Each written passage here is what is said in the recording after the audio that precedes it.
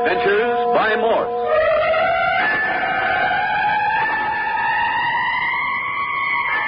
Carlton E. Morse presents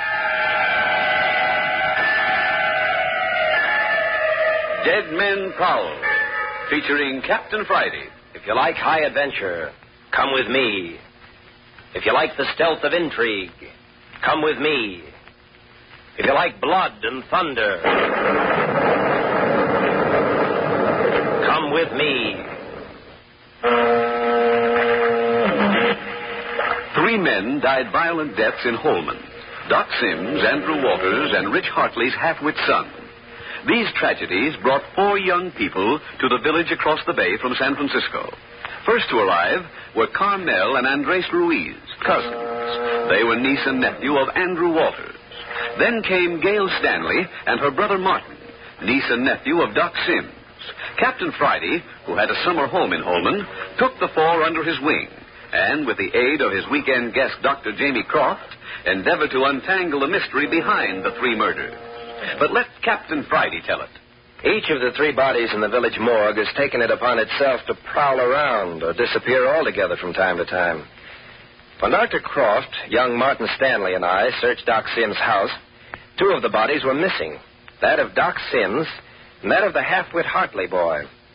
Doc Sims' body was found after an attempt was made to murder Stanley. I tied Doc Sims' body on a sleeping cot and locked it in a room. Next, we searched Andy Walters' house.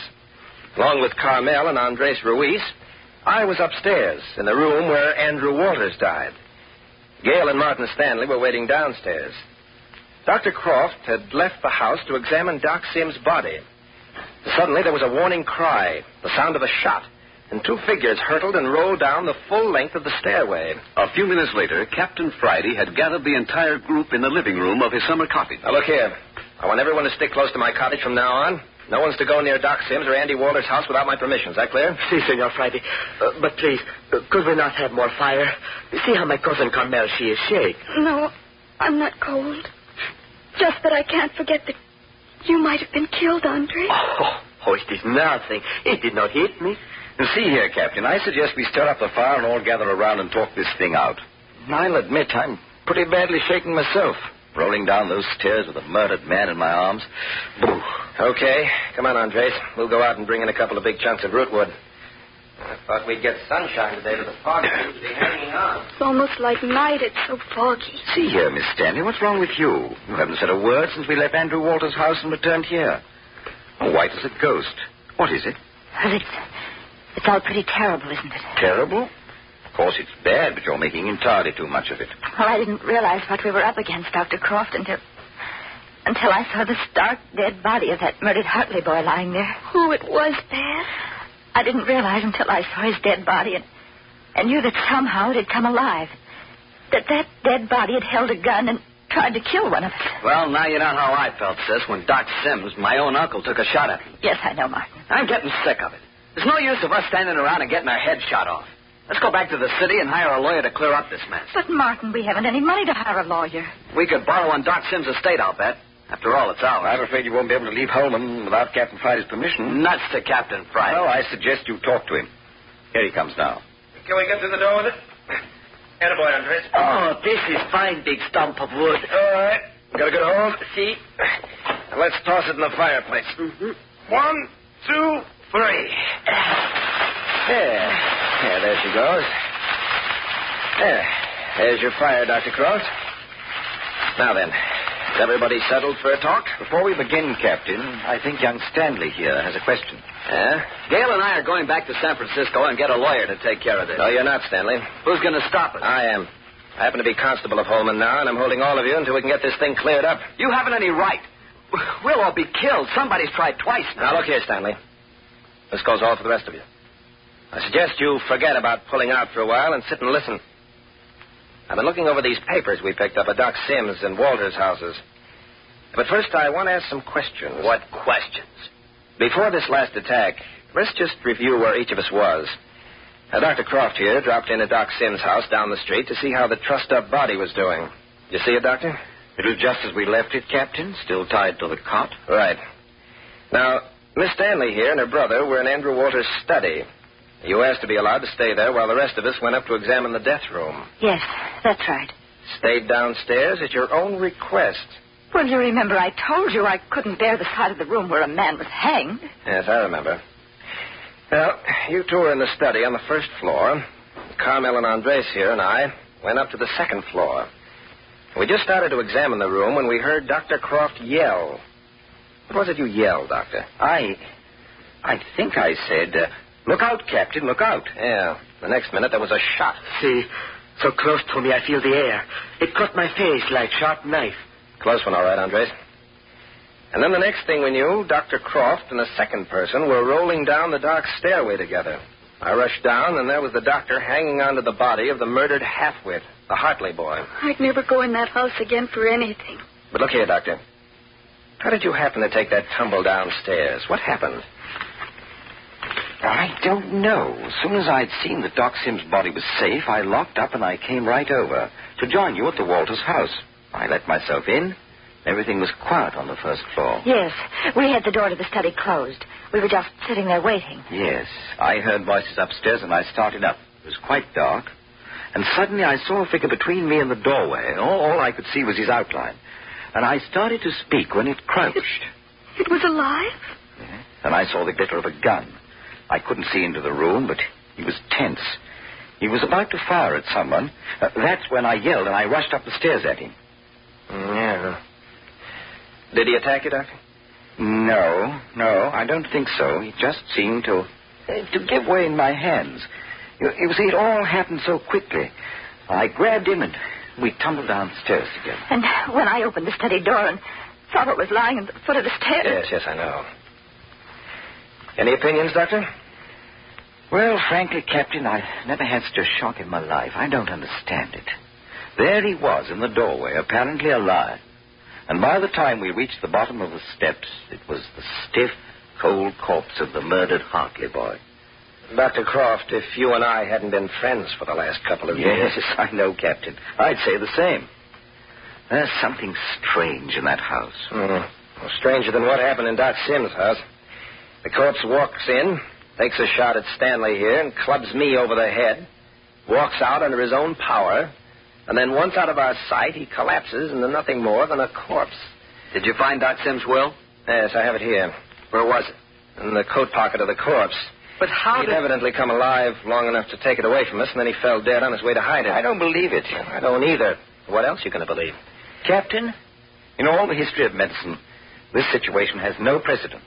Bodies simply do not repossess themselves of life once they become dead flesh. That's what I thought, too. Captain, since you have in your possession the wills of Sims and Walters, it appears to me that if they contain any information concerning this business, now is the time to bring them out. There's plenty in them, all right. Plenty to give everybody a jolt. There is something bad? I'll let you decide that for yourself. Before I read the wills, though, I'm going to read a copy of a letter that Doc Sims sent to Andrew Walters shortly before Walters hanged himself. How long before, we don't know. Dr. Croft and Martin Stanley have already heard it. See, Andrew Walters, this is to inform you that I, Dr. C.N. Sims, have discovered your real identity as well as enough of your background and history to make your presence in this community undesirable. Unless you are willing to come to such terms as I see fit to impose, I shall at once reveal your identity and turn you over to the proper authorities, which, of course, you realize means nothing less than the gas chamber. It is not true. My Uncle Andrew Walters is good man. This letter is big lie. Now, hang on to yourself, Andres. If this Doc Sims man was alive, I would make him eat these words. Yeah, well, maybe you would, but sit down and hear the rest. Why would they want to execute our uncle? Sounds like murder. Oh, he wouldn't. He didn't. Well, I didn't know that Doc Sims and Mr. Walters were enemies. So, looks like we inherit some kind of a fight. You would be borrowing trouble, Stanley. Please. We aren't going to be enemies. Oh, of course not, Carmel. The fight ended with our uncle's death. Maybe it did and maybe it didn't. Let's wait until we hear the whole story. First, I'm going to read Doc Sims' will. Short. All it says is, believing that I shall outlive my only sister, Gail Sims Stanley, I hereby do on this day bequeath all my personal and business property in equal parts to my niece, Gail Stanley, and my nephew, Martin Stanley. That's all except for the date. Well, that's something like it. Nothing hard to understand about that. Well, that's not the whole story. Wait until you hear what Andrew Waters has to say in his will. Okay, but what's that got to do with Gail and May? Plenty. See here, Captain. Is all that his will? That's right. Thought he was writing a book. It's his personal history. You've read it? Mm-hmm. Then why not tell us the gist of it? We can each read the details at our leisure. That's a good idea. That suit you, Carmel? Oh, yes, of course. How about it, Andres? Please, you do what you wish. Okay. Well, this is how it is. Andy Waters and Doc Sims were brothers. What? Then you mean to say we four are cousins? That's right. But they do not see how it is possible. How do you get that way? How could a guy named Sims and one named Walters be brothers? Because Andrew Waters is an assumed name. I don't believe it. You will when I finish. Sounds like a most engaging tale. Yeah. You see, according to Walter's story, there was quite a big family of Sims originally. There were 3 sisters. First, Bonnie Sims. See, my mother. That was her maiden name. Yes. Then came Gail, for whom you were named Miss Stanley, and Joyce, Carmel's mother. But what about the brothers, Captain? Well, here's the angle. Doc Sims was the eldest. Then came his brother, Andy Waters. His right name was Vance Sims. But see here, Captain, why did Van Sims change his name to Andrew Waters? Just a moment, Doctor. That concerns another member of the family. Another, eh? Mm-hmm. Another boy. Franklin Sims. Oh, 3 boys and 3 girls. Well, what happened to him? He was murdered 20 years ago. Another murder in the family? Santa Maria. Is the whole family to be wiped out?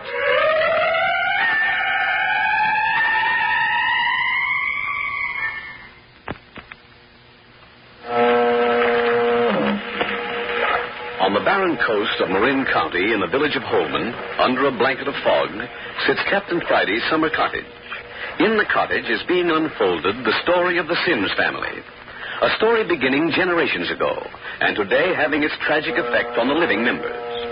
Captain Friday has just revealed that the 2 rich men of Holman, Doc Sims and Andrew Waters, were brothers, and therefore Gail and Martin Stanley and Andres and Carmel Ruiz are cousins. Yes, there was still another member of the family. Another brother named Franklin Sims. 3 brothers and 3 sisters. Now, what happened to him? He was murdered 20 years ago. Well, who did it? Remember that letter I read to you at the beginning from Doc Sims to Walters? Something about, I shall reveal your true identity and turn you over to the proper authorities. Andrew, please. Our Uncle Andrew did not kill his own brother. Well, it happened in a peculiar way. You see, the 3 boys were on a sort of vacation together someplace in the Near East. Doc Sims was about 37 at the time, Walters around 35, and Franklin was only about, 22 or 3. Quite a difference in ages, Captain. Yes, well, there were 3 girls in between, you know. Yes. Anyway, the 3 of them were in this little corner of the world when they got word that their father was dying, and he'd left the bulk of his fortune to Franklin. Why, how unfair. No, Franklin was the fair-haired child. Anyway, according to the story in Andrew Walters' will here, he and Doc Sims went out and got thoroughly drunk. And when he came to the next morning, he was in a filthy jail charged with the murder of his brother, Franklin Sims. Oh, but this is the most horrible thing to happen. The next day, the father died. Sort of left things pretty neat for Doc Sims.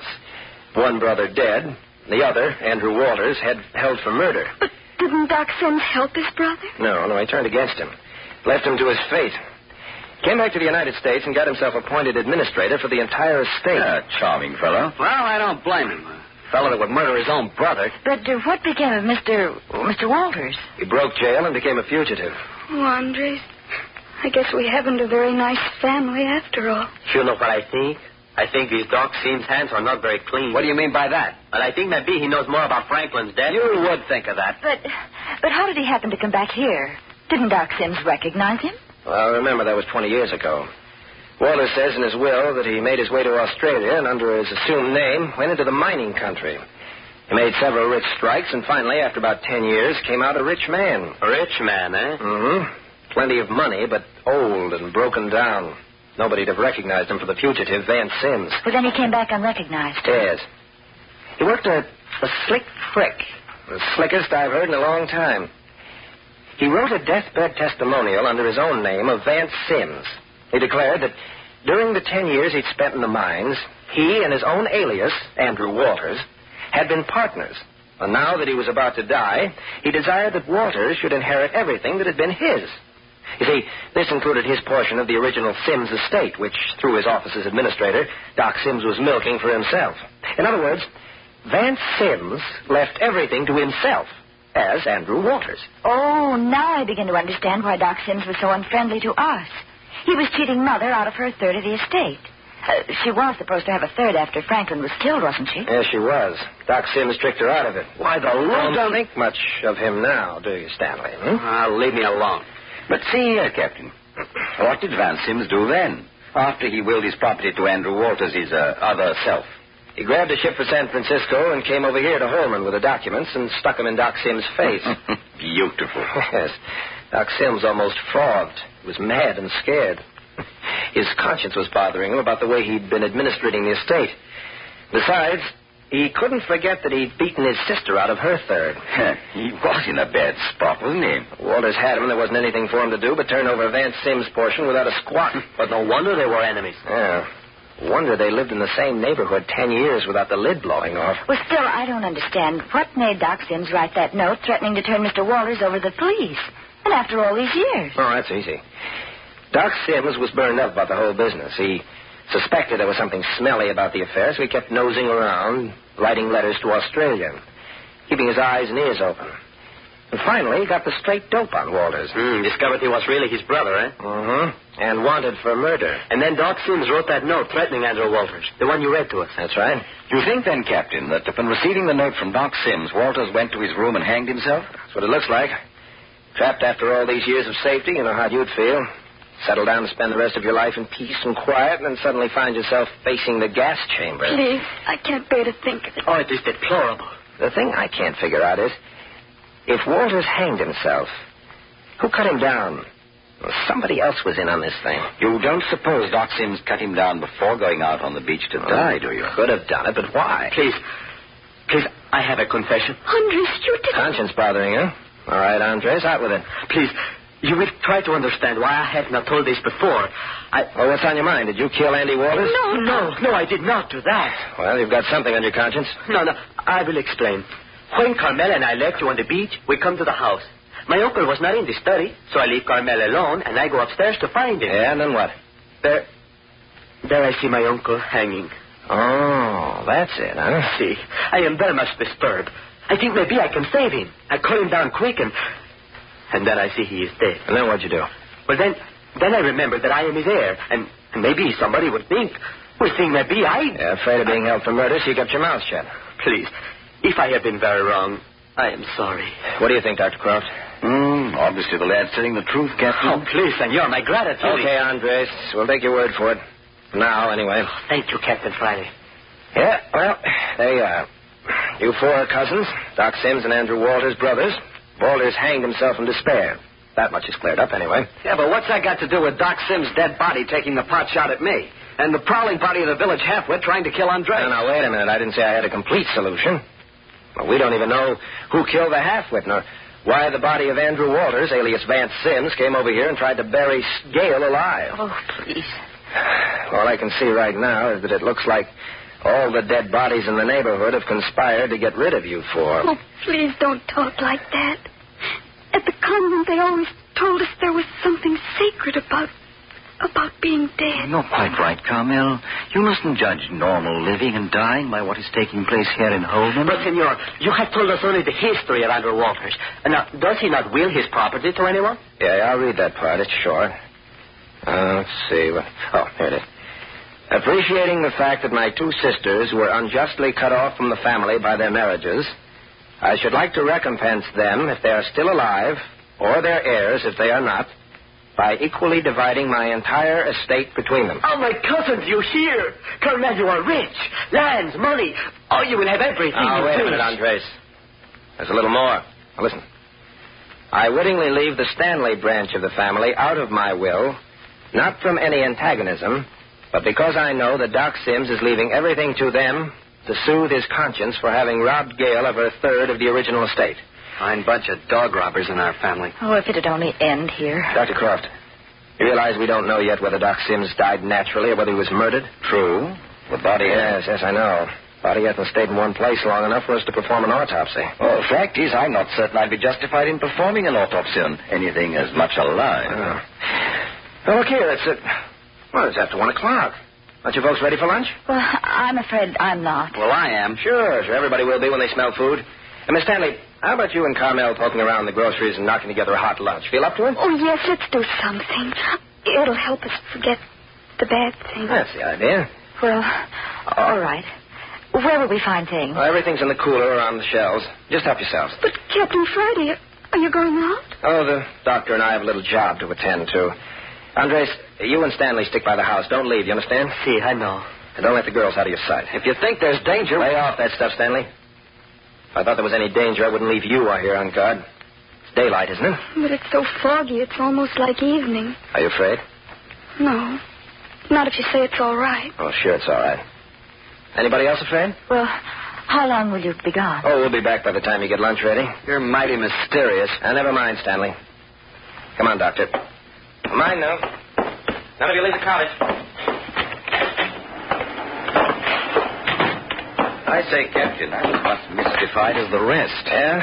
Well, we're going over and get Doc Sims' body and have an examination. Makes a lot of difference whether he died a natural death or was murdered. If he was murdered, it was by poison.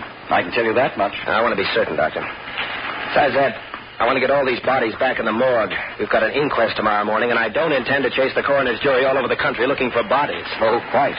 We'll take Doc Sims to the morgue first. He's closest. No, there's a refrigeration chamber in the cellar below ground. Is there really? Yeah. Well, I'm going to bind all 3 bodies and stick them down there for the night. There's no windows, and you can bar the one door from the outside. If that doesn't hold them, nothing will. Refrigeration, eh? They'll put in a pretty cold night, don't you think, Captain? Oh, hold it. Oh, here's Doc Sims' place. Why, so it is. Well, the fog's so thick, it's changed the whole appearance of the vicinity. Come on in, Doctor. Oh, you've still got the key to the study, haven't you? Yes. Blasted dark in this hallway. Wait until I switch on the lights. Yeah, there. Now, would you... Dr. Croft, look at this. What's happened? Look, door's busted open, splintered to pieces. Door's smashed? Yeah, from the inside. Door's smashed open from the inside. What about Doc Sims' body? Wait till I get the light. Look at that. See here, Captain. This thing's superhuman. It's not possible. Body's gone. Look at those ropes. Broken, snapped in two. No human thing could have broken those ropes, Captain. Yeah, but they're broken just the same. Look at those frazzled ends. The corpse appears to have broken them with his hands as though they'd been twined. Notice? Not a knot untied. It's a chance of us finding Rich Hartley's half-wit boy where we left him if this sort of thing is happening. Shall we go over to the Walters place and see? I suppose so. Nothing we can do here. Are you taking those ropes with you? I want to examine them. Come on. Captain, you know there was a time when people believed that devils could enter a dead body at will. Of course, you know that these unearthly beings were endowed with unlimited strength. I guess I better lock up. Although locks don't seem to mean much around here. If you're interested in this devil theory... I'm not, Doctor. I'll bet money that when we get to the bottom of this, there'll be some doggone simple explanation that'll make me blush to think I overlooked it. Undoubtedly, you're right. Say, Captain, Doc Sims' house was locked up just as I left it. Well? Do you suppose we should have searched for the body? You know, it may still be there. Well, it hasn't escaped before now. It's because it hasn't wanted to. Yes, I suppose so. We'll take a look when we go back. Well, Andrew Walter's front door is still intact. The half-wit's broken out of this house. It wasn't by this door. Yeah, go ahead, Doctor. Oh, we should have stopped in at the mall and bought a special car. Snap on the light, will you? Nothing's disturbed. Closet door's still locked, all right? Just a minute till I get the right key here. If I remember rightly, you used that long, plain one. Yeah, that's right. Well, I'll be a son of a gun. There's a body just as we left him. Getting to be that ordinary events are more surprising. Captain, the body moved. It moved. Didn't you see it? What's that? Careful. Don't bend over it like that. I'm watching. Captain, behind you. Hey, what's going on here? Oh!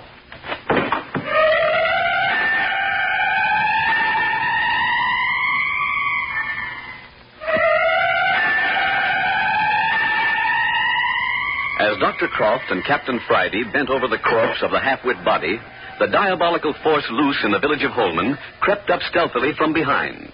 But what is that force? Who is it who animates the dead and strikes with such deadly effect? Episode 7 of Dead Men Prowl, entitled Four Go to Join the Prowling Dead, will come to you next week at this same hour. You are listening to Adventures by Morse.